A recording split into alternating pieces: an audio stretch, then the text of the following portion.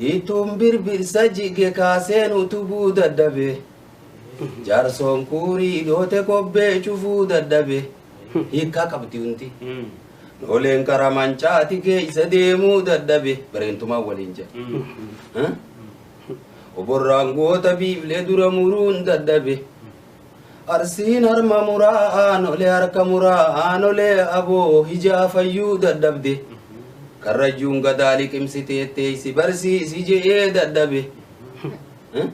alati magannaati keeysaa bahuu dadhabe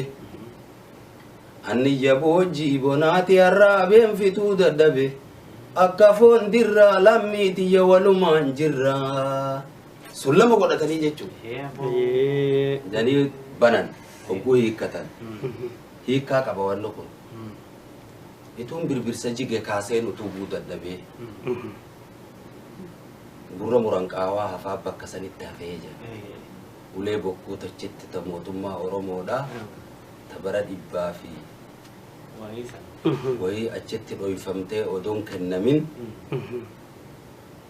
turtee gadaa lafaa ka'ee tiratu jiruun gahan saniif jahan jaarsoon kuurii dhoote kobbee cufuu dadhabe dhaddachi ka jaarso hayyuudha